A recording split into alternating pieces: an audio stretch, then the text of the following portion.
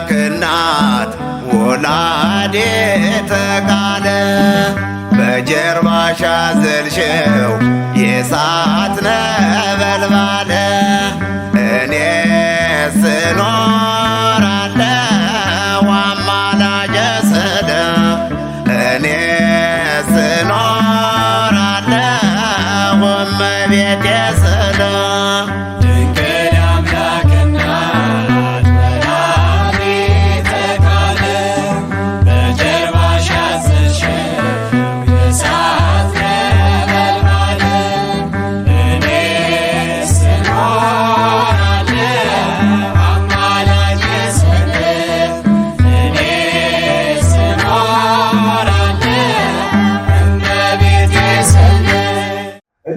ወደ ትምህርቱ ነው። ለኔ ምስጢሩን ይግለጽልኝ።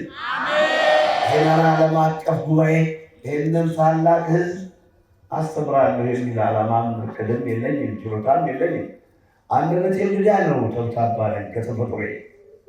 ጉልበቴም ደካማ ነው፣ የድሃ ልጅ ነኝና ያውም የመንፈስ ቅዱስ ስደተኛ ከተወለድኩበት ሀገር ከተወለድኩበት ወረዳ ነፃነትና ክብር መብቴ የተገፈፈ ሰው የመከራ ሰው ነኝ።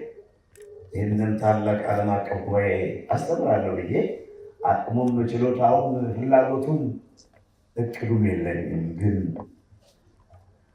ባላስተምር ዕዳ ስላለብኝ አስተምራችኋለሁ። የሐዋርያው የቅዱስ ጳውሎስ መልእክት በአንደኛ ቆሮንቶስ ምዕራፍ 9 ቁጥር 15 ላይ ባስተምር የምመካበት የለኝም ይላል ቅዱስ ጳውሎስ። ጾምና ጣፋጭ አንደበት የንግግር ቅንጥፍና ያለው የአሕዛብ መምህር ሐዋርያው ቅዱስ ጳውሎስ ባስተምር ልመካበት ነገር የለኝም፣ በማስተማሪ ልመካበት አልችልም ይላልና ቅዱስ ጳውሎስ። ነገር ግን ባላስተምር ግን ዕዳ አለብኝ። ምንም እንኳን አንደበቴ ድዳ ቢሆን ተብታባም ቢሆን በማወጣው ርዕሰ መሳጥሬ ማስተማር ባልችልም አቅሙ ባይኖረኝም አንሰጼ ዋቆሰ የተለይ ሰው አይደለሁም። አፈርና ትቢያ አመድ የተናኩ የሞተ ውሻ በሆነ ነገር ግን ባላስተምር ዕዳ አለብኝ። ለምትፈልጉ ሰዎች ተጠቀሙበት ዘንድ ንስሐ እገባለሁና ንስሐችን ወንጌላዊ ሉቃስ በወንጌለ መንግሥት እንደጻፈው በሉቃስ ወንጌል ምዕራፍ 1 ቁጥር 46 እስከ 56 ነው የምናነበው። በልዩ ሁኔታም ቁጥር 49 ያለውን ቃል እናነሳለን። ቁጥር የእመቤታችን ጸሎት ነው። ጸሎተ ማርያም ነው። ብርቱ የሆነ እርሱ በእኔ ታላቅ ስራ አድርጓልና እርሳችን ይችላል። ብርቱ የሆነ እርሱ በእኔ ታላቅ ስራ አድርጓልና ስሙም ቅዱስ ነው። ሉቃስ ምዕራፍ 1 ቁጥር 49። በዚህ ለማስተማር ሕያው አምላክ ሆይ ከሰማይ ከጠራው ሰማይ ላይ መናን እያወረድክ ጥቅጥቅ ባለው አለት ላይ ውሃ እያፈለክ ትመግባቸው እንደነበር አሁንም ድንዝዝ ፍዝዝ ያለ ጭንቅላቴን ከፍተህ ልቤንን እውቀትና ማስተዋል ሰጠህ። ለወገኔ ደስ የሚለውንና አጥንትን የሚያለመልም መንፈስን የሚያረካ ሕይወትን የሚያድስ ቃል እንድናገር ፈቃድልኝ። ይሄ ነገር ለመዋሌም ለማደሬም በልመና ነው። ሌላ መብት የለኝም። ለሰከንዷን በልመና ነው። ጌታዬ ነው ኃይሌና ጉልበቴ፣ ከሱ በቀር መዋል ማደርም አልችልም። በእኔ ታላቅ ስራ አድርጓልና አለች እመቤታችን ድንግል ማርያም ማኅደረ መለኮት ናት የተናገረች። ነፍሴ እግዚአብሔርን ታከብረዋለች፣ መንፈሴም በጌቴና በአምላኬ ደስ ይላታል። የአገልጋዩን ትሕትና ተመልክቷልና እነሆ ከዛሬ ጀምሮ ትውልድ ሁሉ ብፅዕት ይሉኛል፣ ታላቅ ኃይል አድርጓልና። ብርቱ የሆነ እርሱ በእኔ ታላቅ ኃይል አድርጓልና። አሁን እዚህ ደረሰ። እንጨርስ ሰዎች፣ ጸሎት ስለሆነ የእመቤታችን ጸሎት አይቋረጥ። ብርቱ የሆነ እርሱ በእኔ ታላቅ ኃይል አድርጓልና ስሙም ቅዱስ ነው። ይቅርታውን ለሚፈሩ ሰዎች ለልጅ ልጅ ይኖራል። ይቅርታውን ለሚፈሩ ሰዎች ለልጅ ልጅ ይኖራል። ኃይልን በክንዱ አደረገ። በልባቸው ሐሳብ የሚታበዩ ትዕቢተኞችን አዋረዳቸው። ኃያላንን የሚሉትን ከዙፋናቸው ገለባበጣቸው። ወንበሩን በላያቸው ላይ ጫነባቸው።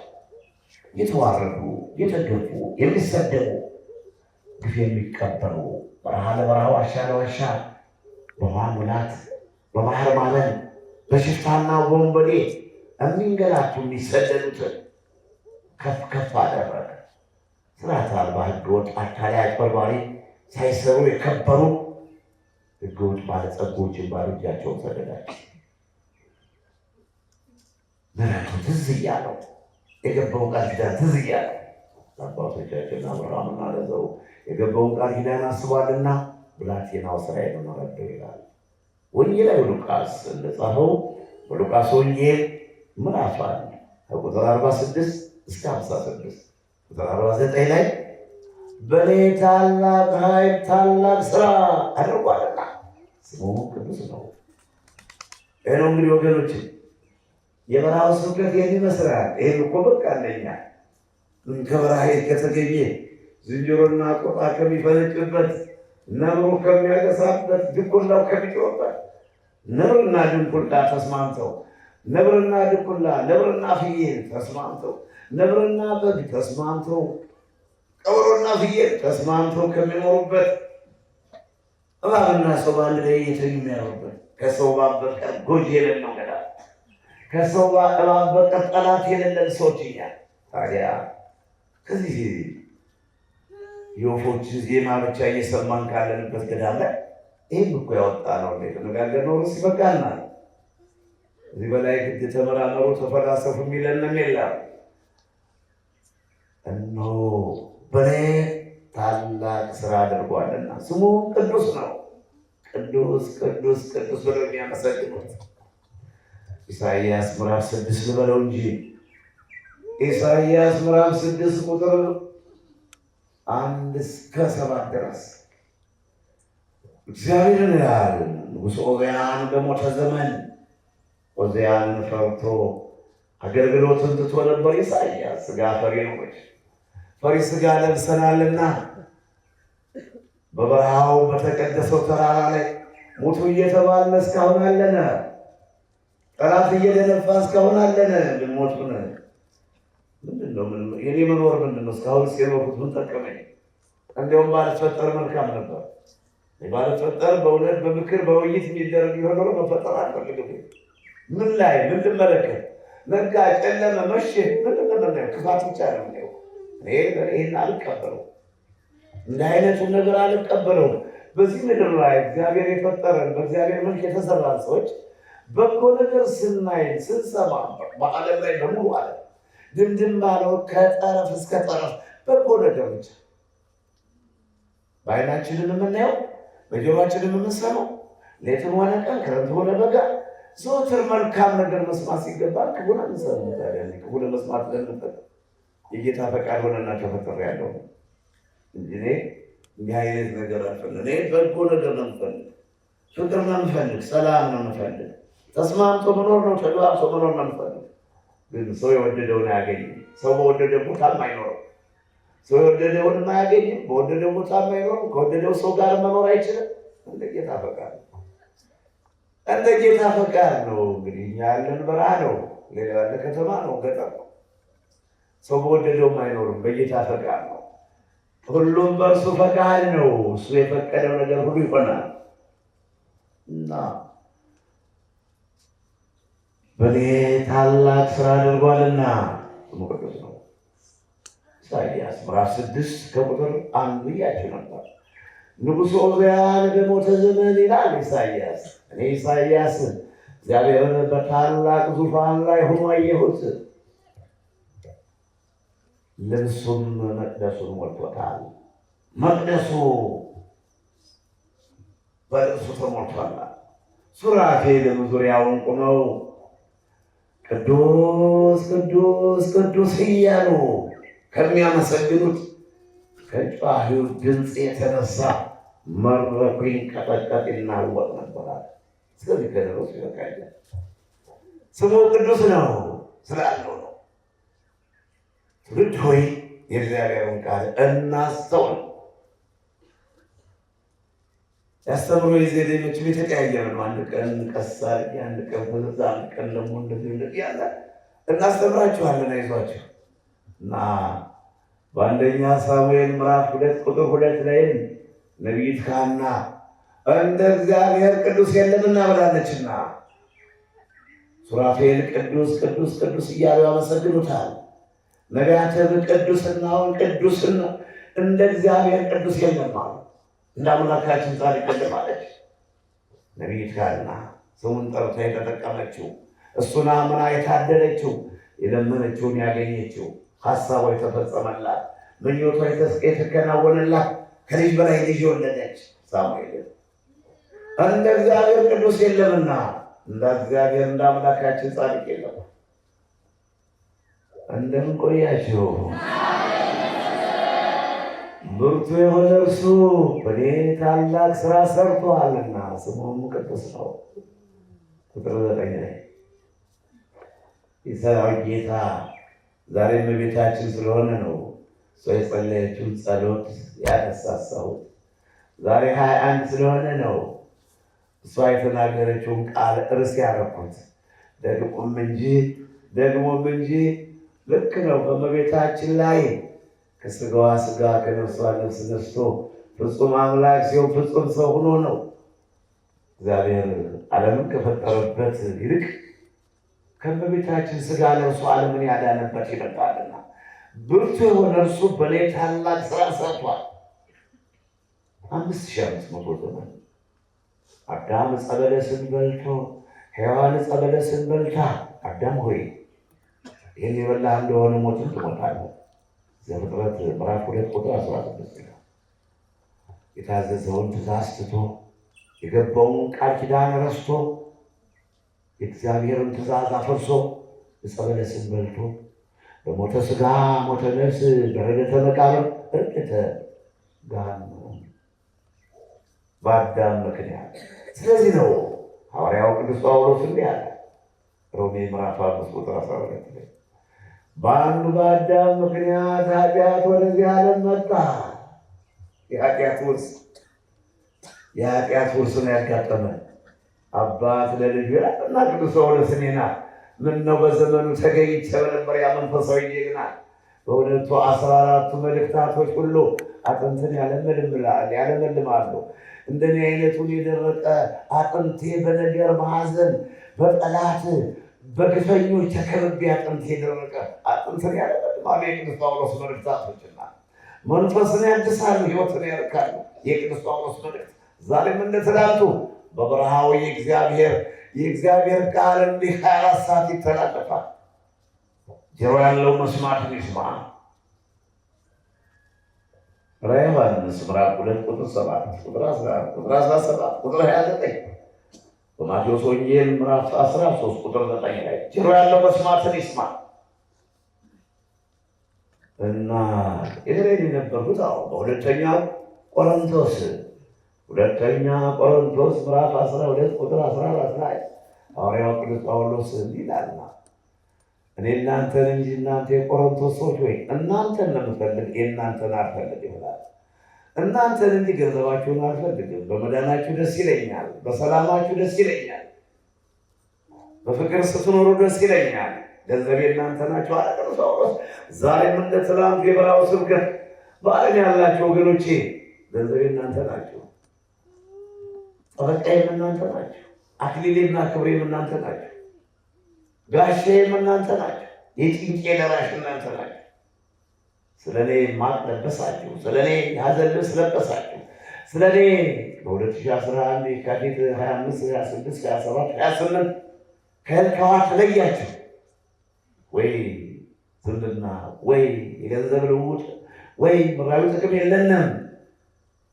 መንፈስ ቅዱስ አንድ ያደረገንና እናንተም የግፍ ሰዎች እኔም የግፍ ሰው ግፍ ያገናኘን ሰዎች፣ እናንተም የመከራ ሰዎች እኔም የመከራ ሰው መከራ ያገናኘን ሰዎች፣ በመከራ የተገናኘን የጠገበውማ የጠገበውማ ስሜን ሲያላምጠው ነው የሚሆነው። ዲያብሎስ ሰይጣን የተቆራኘውማ በእኔና በእናንተ ሲመክርብን ነው። መንፈስ ቅዱስ ያደረባችሁ የዮና ልጅ ስምዖን ሆይ ይህንን መንፈስ ቅዱስ ገልጦልሃል። የሥጋና ደም አይደለም። ከሥጋና ደምማ መች ፍቅር አለ? ከሥጋና ደምማ መች ሰላም ይዘመራል? ከሥጋና ከደምማ መች በጎ ምክር ይመከራል?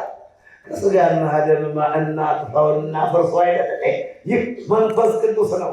ባህር ማዶ ሆናችሁ አታውቁ አላውቃችሁ ትውልድ ሆይ ኧረ ልቤንማ ብገልጽላችሁ እንዴት ነው እየከበርኩ ልንገራችሁ ብቻ።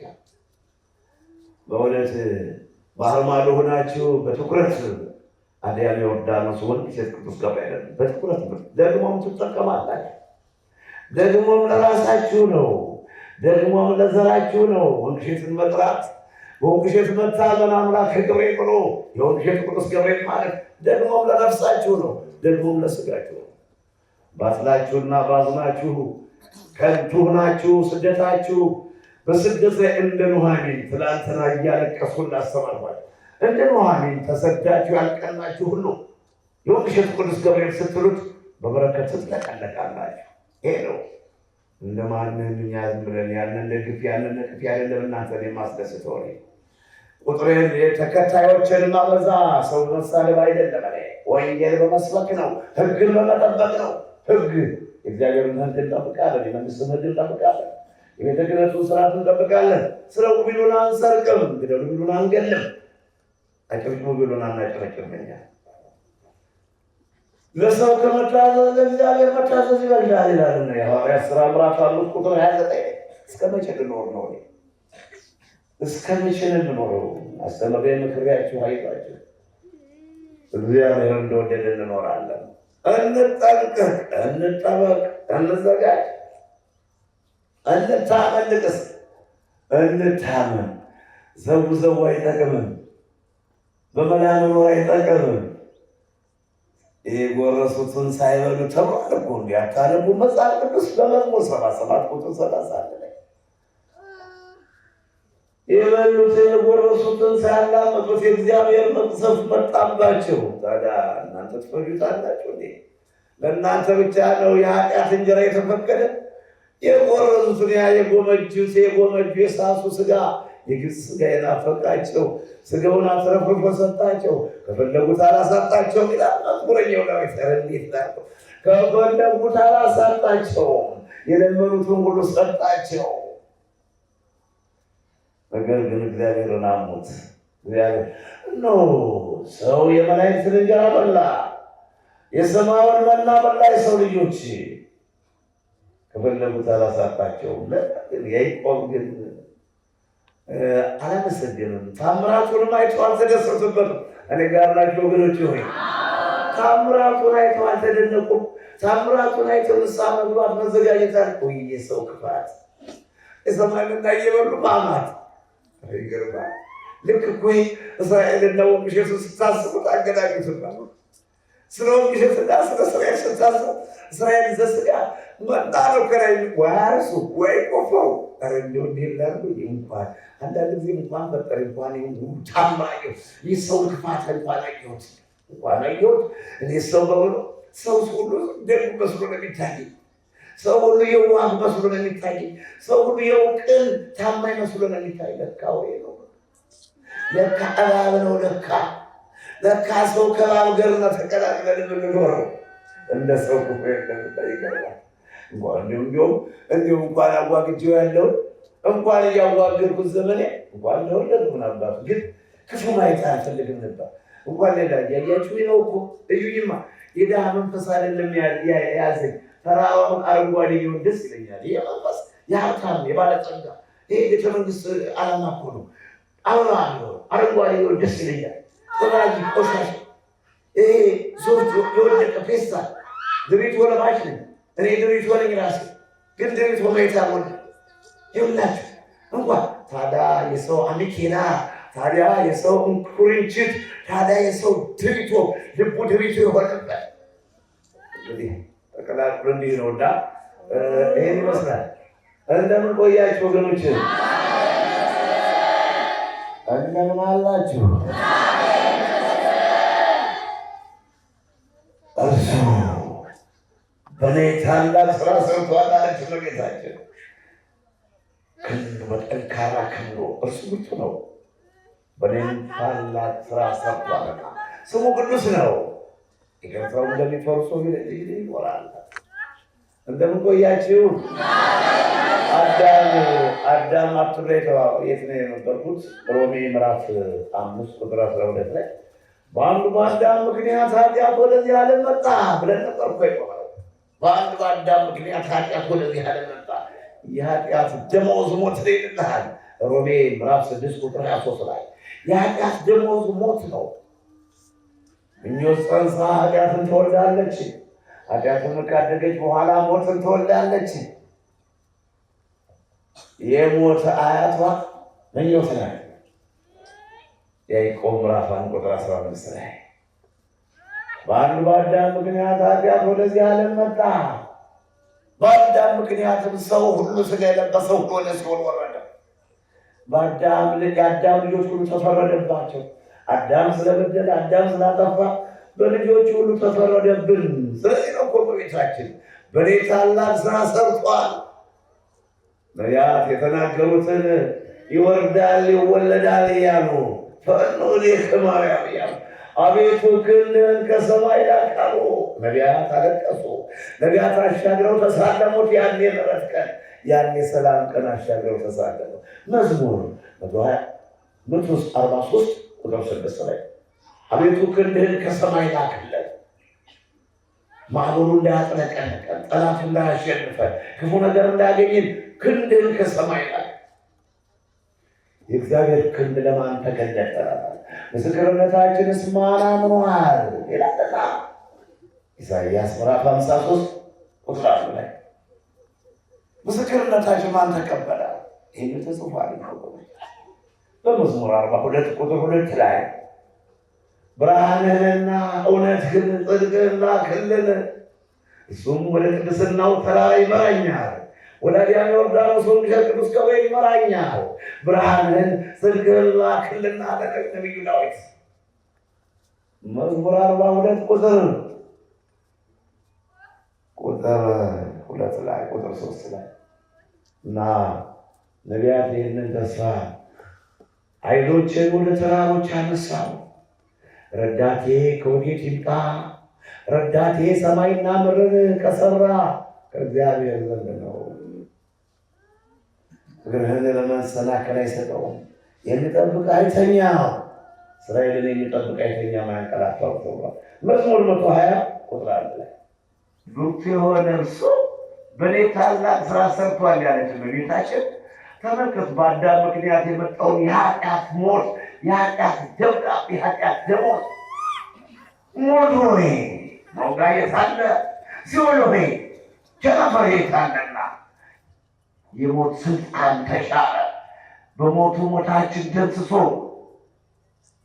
በዕለተ ዓርብ በአካለ ነፍስ ወደ ሲኦል ወርዶ 5500 ዘመን በሲኦል ነበልባል ሲቃጠሉ የነበሩትን አዳም ጀምሮ የነበረው ፍጥረት ሁሉ ወደ ቀድሞ እርሱ በእኔ ታላቅ ስራ አድርጓል አለች እመቤታችን። በእኔ ታላቅ ስራ ሰርቷል።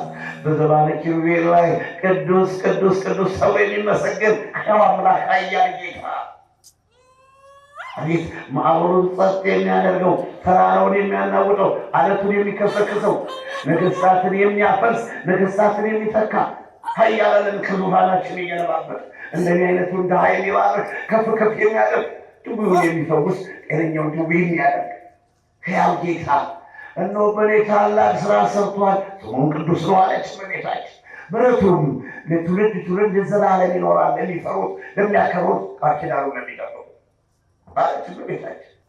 በማኑ በአምሳለ መኑን አስማ ስለኪ ምሳሌ የላትምና እመቤታችን እነሆ የራማው መልአክ ቅዱስ ገብርኤልን ከሰማይ ወደ ናዝሬት ላከው።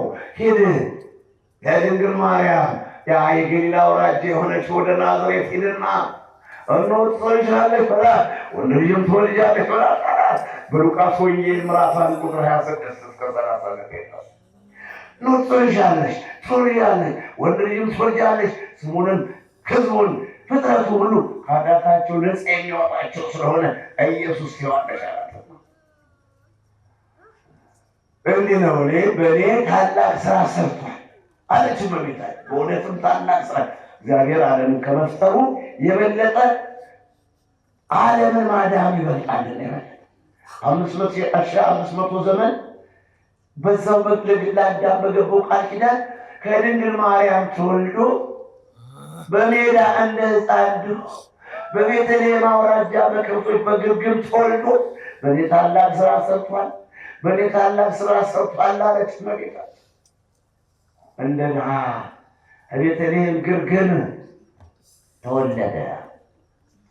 ታላቅ ደስታ ምስራች እነግራችኋለሁ አለ የራማው ልዑል ቅዱስ ገብርኤል በሉቃስ ወንጌል ምዕራፍ 2 ቁጥር 9 እና 10 ላይ ታላቅ ደስታ ምስራች እነግራችኋለሁና ዛሬ በዳዊት ከተማ መድኃኒት ክርስቶስ ተወልዶላችኋል። እኮ ነው በእኔ ታላቅ ስራ ሰርቷል አለች እመቤታችን።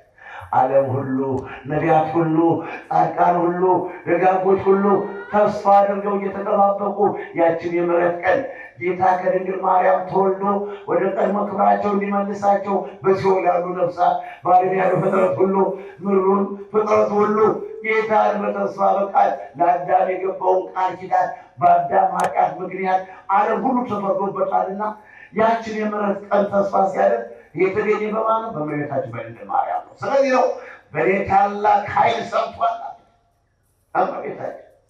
ስሙም ቅዱስ ነው፣ ልዩ ስሙ ቅዱስ ነው አለች። የአምላክ እናት ማኅደረ መለኮት ድንግል ማርያም የአዲስ ኪዳን ኪሮ እመቤታችን ያለችና በእውነትም ድንቅ ስራ አደረገ፣ ታላቅ ስራ ሰራ። ፍጹም አምላክ ሲሆን ፍጹም ሰው ሆነ። ሰማይ ሰማያት ወርዶ ከድንግል ማርያም ተወልዶ ነቢያት ይወርዳል ይወለዳል እያሉ ትንቢት ተናገሩ። ሲያቱ ሲደርስ ጊዜው ሲፈጸም እመቤታችን ድንግል ማርያም ማኅፀኗን ሰፊ ከተማ አድርጎ በወርቅ መስቀል በማኅፀኗ ተሸክማ እግሩን እሳት ያዘለች እመቤታችን፣ እሳት የተሸከመች እመቤታችን ኪሩቤልና ሱራፌል ዙሪያውን ሲያመሰግኑት ሱራፌል 2 ክንፋቸውን ከፊታቸው ላይ ያደርጋሉ፣ 2 ክንፋቸውን እግራቸው ላይ ይዘረጋሉ። እነሆ በመለኮቱ እሳትነት እንዳይቃጠሉ ይላልና ኢሳይያስ ምዕራፍ 6 ከቁጥር 1 ላይ ቅዱስ ቅዱስ ቅዱስ እያሉ ሲያመሰግኑት 2 ክንፋቸውን የሚያደርጉት የዘጠኝ ፊታቸውን ለምን? በመለኮቱ እሳትነት እንዳይቃጠሉ ነውና። ሕዝቅኤል ምዕራፍ 1 ከቁጥር 10 እስከ መጨረሻው ድረስ ምን ልበላቸው? ዮሐንስ ምዕራፍ 4 ከቁጥር 11 ዮሐንስ ምዕራፍ 5 ከቁጥር 8 ጀምሮ በእውነት ሱራፌል 24ቱ ካህናተ ሰማይ ዘውዳቸውን አስቀምጠው በዙፋን ፊት ይሰግዳሉ፣ በዙፋን ፊት ይመለከቃሉ። የማያቋርጥ 24 ሰዓት ቅዱስ ቅዱስ ቅዱስ እያለ መሰግኑታል። ይህን እኮ ነው ለእኔ በእኔ ላይ ታላቅ ስራ ሰርቷል። እንዲህ ኪሩቤልና ሱራፌል በመለኮቱ እሳትና እንዳይቃጠሉ ፊታቸውን ጋርደው የሚያመሰግኑትን እመቤታችን ግን በማኅፀኗ 9 ወር ከ5 ቀን ተሸከመችው። ማኅደረ መለኮት የኔ የመንገድ ስንቄ የድሃው እናት ቀዶ ያጎረሰኝ ቆርሶ ያጎረሰኝ ቀዶ ያለበሰኝ ሳይኖር እንዲህ አድርጋ አሳድጋ ለዚህ ክብር ያበቃችኝ እመቤታችን ድንግል ማርያም የአምላክ እናት ማኅደረ መለኮት በእንተ ስማ ለማርያም ስለ ወላዲተ አምላክ ብለው እያልኩ እኮ ነው ያደግኩት። ለዚህ እኮ የመጣሁት የእሷን ስም ጠርቼ ነው። አክስት አጎት አያት እናት አልተጨነቀልኝም፣ እናት አባት አላሰበልኝምና ወንድማ ይዞሃለሁልህ አላለኝም፣ አባት ድርሽልሃለሁ አላለኝም። ስሟን ጠርቼ ነው። ስለዚህ እኔ በእኔ ታላቅ ስራ ሰርቷል አለች። ኪሩቤልና ሱራፌል ሊያዩት የሚንቀጠቀጡትን በእሳተ መለኮቱ እንዳይቃጠሉ ፊታቸውን ዘርግተው ቅዱስ ቅዱስ ቅዱስ ቅዱስ ብለው የሚያመሰግኑትን እመቤታችን ግን ማኅፀኗን ሰፊ ከተማ አድርጋ በማኅፀኗ 9 ወር ከ5 ቀን ተሸከመችው፣ በጀርባዋም አዘለችው። ከቤተልሔም እስከ ግብፅ፣ ከግብፅ እስከ ኢትዮጵያ የኢትዮጵያን ተራራዎች ልጇ በጀርባዋ ላይ ሆኖ እየባረከ በጣና ቂርቆስ ላይ በደራ ወረዳ አራቱን ማዕዘን መላ ኢትዮጵያን እየባረከ በጀርባዋ ላይ ሆኖ እሳት አዘለች እመቤታችን።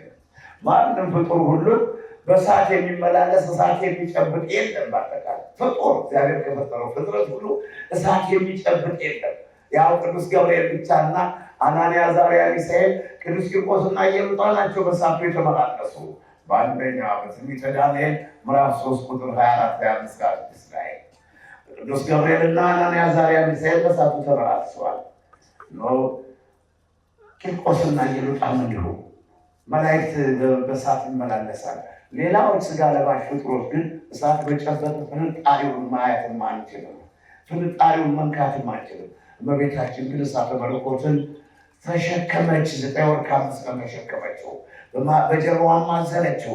33 ዓመት ከ3 ወር አብራው በኪደተ እግር በተራራው በበረሃው በምድረ በዳው በደብረ ዘይት ተራራ በገሊላ በናዝሬት በኢየሩሳሌም ዙሪያ አብራው ተመላለሰች። ይሄ ነው በእኔ ታላቅ ስራ ሰርቷል፣ ስሙም ቅዱስ ነው።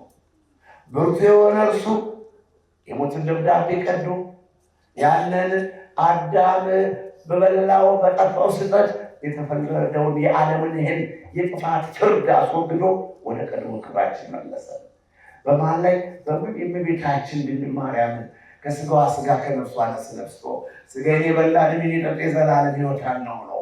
ነቢያት በየዘመናቸው ቢጮሁም እናንተ የምታዩትን የሚያዩ ብፁዓን ናቸው፣ እናንተ የምትሰሙትን የሚሰሙ ጆሮዎች ብፁዓን ናቸው ተብሎ በማቴዎስ ምዕራፍ 13 ቁጥር 16 እና 17 በሉቃስ ወንጌል ምዕራፍ 10 ቁጥር 23 ላይ እናንተ የምትሰሙትን የሚሰሙ ጆሮዎች፣ እናንተ የምታዩትን የሚያዩ ብፁዓን ናቸው።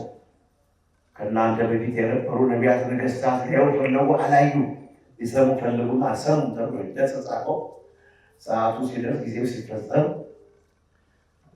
ጌታችን መድኃኒታችን ኢየሱስ ክርስቶስ 5500 ዘመን ከዓለም ከተፈጠረ በኋላ በናዝሬት ከምትኖር ከድንግል ማርያም ከስጋዋ ስጋ ከነፍሷ ነፍስ ነስቶ ፍጹም አምላክ ሲሆን ፍጹም ሰው መሆኑን እነሆ የሞት ደብዳቤያችን ቀዶ ወደ ቀድሞ ክብራችን መመለሱን በዮርዳኖስ ተጠምቆ በቆሮንቶስ ገዳም 40 ቀን 40 ሌሊት ጾሞ ጸልዮ ወንጌል ሰብኮ ድውያንን ፈውሶ ሙታንን አንስቶ በእኔ ታላቅ ስራ ሰርቷል። ይህ ሁሉ ከእመቤታችን በለበሰው ስጋ ነው። በመጀመሪያ ቃል ነበረ፣ ቃልም በእግዚአብሔር ዘንድ ነበረ፣ ያን ቃል እግዚአብሔር ነበረ፣ ስጋ ሆነ። ዮሐንስ ምዕራፍ 1 ቁጥር 1 እና ቁጥር 14 ላይ እንግዲህ በእውነት ፍጡር ሁሉ አይቶት የማያውቅ ዓለምን በመሃል እጁ ያዘ ሁሉም ፈጥሮ የሚገዛ ዓለም ሳይፈጠር የነበረ ዓለምን አሳልፎ የሚኖር ጌታ በመሃል ላይ ነው። በእመቤታችን በድንግል ማርያም ነው ያየ ነው። እንግዲህ የእሷን ስጋ ለብሶ እንደኛ ከኃጢአት ብቻ በቀር ሰው ሆኖ አየ ነው። ወደ ቀድሞ ክብራችን መለሰ። አሁንም ባሉን ባለርሳ ባላሴት ያደርግልን። ብርቱ የሆነ እርሱ በእኔ ታላቅ ስራ ሰርቷል። በእውነትም ታላቅ ስራ ሰርቷል። በእውነትም ድንቅ ስራ ሰርቷል። 5500 ዘመን በሲኦል ነበልባል ሲቃጠሉ የነበሩት ወደ ቀድሞ ክብራቸው መለሰ። ያለ ዓይን የተፈጠሩትን ዓይን ፈጠረ። 38 ዘመን ባለጌ ማቅቆ የነበሩትን አልጋን ተሸክመ ሄዳል። የ4 ቀን ሬሳ የነበረውን አልዓዛርን አልዓዛር ና ውጣ ብሎ አወጣ። የተጣሉትን አስታረቀ፣ የራቁትን አቀረበ፣ የወንጌሉን የምስራች ሰበከ። ታዲያ ድንቅ የሆነ ብርቱ የሆነ እርሱ በእኔ ታላቅ ስራ ሰርቷል። ምስራቅና ምዕራብ ሰሜንና ደቡብ ተመልክቶ የሚመስላት አምሳዬ የሌላት አንቺ ከሴቶች ሁሉ የተባረክሽ ነሽ አለች። ሉቃስ ምዕራፍ 1 ቁጥር 40 እና 41 ላይ እመቤታችን ድንግል ማርያም ከናዝሬት ከገሊላ ተነሳ ወደ ተራራማው ሀገር ወደ ኤፍሬም ወደ ዘካርያስ ቤት በገባች ጊዜ ኤልሳቤጥ የ6 ወር ጽንስ ከሆዱ ያለው ዮሐንስ እመቤታችን ድንግል ማርያምን ባየ ጊዜ ዘለለ ከሆዷ አንፈራገጠ፣ ወጥቶ ሊሰግድ ፈለገ። ያለ ቀኑ መውጣት ባይችል ግን በኤልሳቤጥ ላይ መንፈስ ቅዱስ አደረባትና ይላል፣ አንቺ የጌታዬ እናት ሆይ ገረድ ወደ እመቤቷ ትሄዳለች እንጂ ገረድ እመቤቷን ትፈልጋለች እንጂ እንዴት አንቺ አምላክ እናት ማኅደረ መለኮት እንዴት ወደ እኔ ትመጫለሽ አለቻት። አንቺ ከሴቶች መካከል የተባረክሽ ነሽ፣ ብፅዕት ነሽ፣ ትውልድ ሁሉ ብፅዕት ይሉኛል አለች እመቤታችን። የነበረው ያለፈው ትውልድ አዎ ያለው ትውልድ የሚመጣው ትውልድ ሁሉ ብፅዕት ይሉኛል አለች። ለምን? ሁሉን የፈጠረ ጌታን ወልደዋለችና አምሳያ የላትምና እመቤታችን። እና ኤልሳቤጥም ብፅዕት ነሽ አንቺ የተመሰገንሽ ነሽ፣ ከሴቶች ሁሉ አምሳያ የለሽ ማለት ነው። የብቻ አይደለም። በሉቃስ ወንጌል ምዕራፍ 11 ቁጥር 27 ላይ አንዲት ሴት ጌታችን መድኃኒታችን ኢየሱስ ክርስቶስ እየሰበከ ወንጌል ሲያስተምር የአንደበቱን ቅልጥፍና ምስጢሩን የደም ግባቱን ማማር ተመለከተችና አንተን የወለዱ አንተን ያጠቡ ጡቶች አንተን የወለደች ማኅፀን ብፅዕት ናት አለች። ደግሞ ስለዚህ ብርቱ የሆነ እርሱ በእኔ ታላቅ ኃይል አድርጓልና አለች። እመቤታችንም በሉቃስ ወንጌል ምዕራፍ ቁጥር 50 ላይ 49 50 ላይ ትውልድ ሁሉ ብፅዕት ይሉኛል ያመሰግኑኛል አለችና እንግዲህ በእውነት ወገኖች ነቢያትን የወለዱ እናመሰግናቸዋለን። ጻድቃን ደናግል ደግ ሰው ጻድቅ ሰው ቸር ሰው ቅን ሰው የወለደውን ወይም ለራሱ እንኳን ትዳሩን እየመራ ድህነትን አሸንፎ ከህብረተሰቡ ጋር ተግባብቶ እንዴ ዘመኑን የዋጀ ስርዓትና ህጉን የጠበቀ ይሄ 9 ጊዜ የማይለዋወጥ የማይቀያየር የማይጨበጥ ጸባይ የሌለው አለ አይደለ? የማይጨበጥ ዛሬ ደህና ስትሉት በጸባይ ተናገር ይደግም በሰብ ይሄ ለራሱም ሆነ ለሰው ሁከት ነው። ነገር ግን ዘመኑን የዋጀ ደልደል ያለ ያስተዋለ በችግርም በመከራም በደስታም ተረጋግቶ የሚኖር የምትኖር ሰው እነሱን የወለዱ ማኅፀኖች በጣም እናመሰግናለን። የተባረከ ማኅፀን በእውነት ሲወጣ ሲገባ ሲመለስ ይሄ እኮ ለቤተሰብ ሰላም የሌለው አለ፣ ለጎረቤት ሰላም እኩይ ትክክለኛ መንፈስ ርኩስ ሰይጣን መስሎ የሚታይ ሰዋል የሚጋርጥ በሄደ ቁጥር አይድረስ ነው ብቻ መቼም ከሰው ጋር መኖር እናንተ እኮ ከሰው ጋር ስለማትኖር የሰው ክፋት አታውቁት። ከሰው ጋር ስለኖር ስንት እኩይ ሰው አለ፣ ስንት አረመኔ ንስሐን የማይፈልግ ሰላም የሌለ የረገጠው መሬት የተረገመ የሆነሉ ውሉ ደመርገሞች ብዙዎች ሞልተዋል። አይድረስ ነው የአይነቱ ማኅፀን ባይወለድ ሊቀር ይችላል እና ነገር ግን ብርቱ የሆነ እርሱ በእኔ ታላቅ ኃይል ታላቅ ስራ ሰርቷል። ዓለምን አድኗል። ጌታ ከድንግል ማርያም ተወልዶ እንግዲህ በዚህ ትምህርታችን እናጠቃለን። ይህ ሁሉ የተገኘው በእመቤታችን ነው። ከእመቤታችን ተወልዶ ነው። ከስጋዋ ስጋ ከነፍሷ ነፍስ ነስቶ ነው።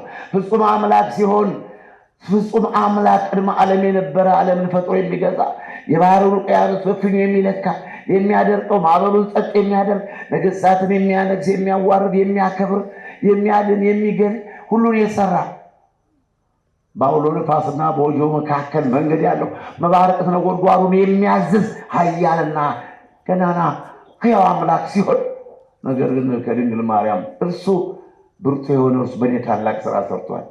ከድንግል ማርያም ተወልዶ ወደ ቀድሞ ክብራችን መለሰን፣ ወደ መንግሥተ ሰማያትን ገነትን አወረሰን። ስጋዬን የበላ ደሜን የጠጣ የዘላለም ሕይወት አለው ብሎ ቃል ኪዳን ሰጠን።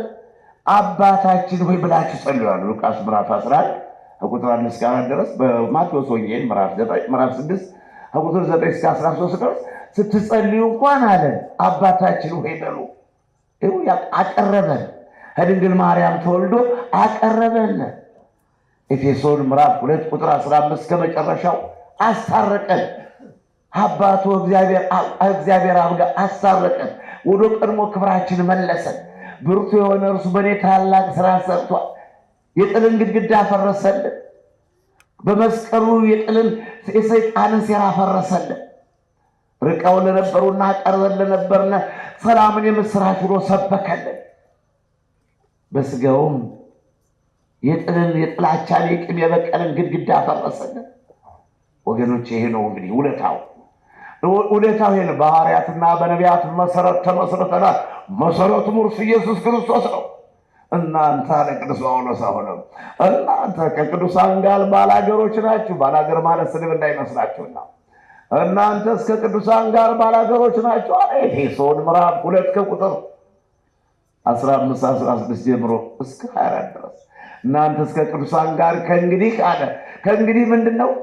ከድንግል ማርያም ተወልዶ በዮርዳኖስ ተጠምቆ በቆሮንቶስ ገዳም 40 ቀን 40 ሌሊት ጾሞ 3 ዓመት ከ3 ወር ተመላልሶ በምድር ላይ ድውያንን ፈውሶ ሙታንን አንስቶ ታምራት ሰርቶ ከእንግዲህ እናንተ ሳለ በደሙ አይቶን በምሕረቱ ጎብኝቶን ከእንግዲህ አለ ቅዱስ ጳውሎስ በቀራንዮ በፈሰሰው ደሙ ከቅዱሳን ጋር ባላገሮች ናችሁ፣ ባለርስቶች ናችሁ እንጂ ምጻተኛና ስደተኛ አትባሉ ማለት ነው። እንዲህ አይነት ሰዎች ነን እኛ እኮ። ስደተኛ ብንባልም በስጋ የመጣበት የማይታወቅ መነኩሴ ብንባልም በተፈጥሯችን ጌታ ግን ወደ ቀድሞ ክብራችን መለሶናል። መጽሐፍ ያላነበቡ ናቸው ስደተኛ የሚሉና መረሻ የለሽ ወገን የለሽ ድሃ ከርታታ የሚሉን መጽሐፍ ቅዱስ ያልገባቸው ምስጢሩ ያልተገለጠላቸው ዲያብሎስ ጭንቅላታቸውን የደፈናቸው ናቸው። እኛ ስደተኞች አንባልም። እናንተስ ከቅዱሳን ጋር ባላገሮች ናችሁ፣ በነቢያትና በሐዋርያት መሰረት ተመስርታችኋልና መሰረቱም እርሱ ኢየሱስ ክርስቶስ ነው አለ ቅዱስ ጳውሎስ። በዚህም እየተቀጣጠላችሁ ለጌታ ቤተ መቅደስ ሁናችሁ ትሰራላችሁ ብሎ ደምድሞታልና እንግዲህ በእኔ ታላቅ ኃይል አድርጓል። ስሙም ቅዱስ ነው። ሳይገባኝ ሁሉ እንድናገር የፈቀደልኝ አምላክ የተመሰገነ ይሁን። ሉቃስ ምዕራፍ 1 ከቁጥር 49 ያስተማረን የመከረን የገሰጸን አምላክ የተመሰገነ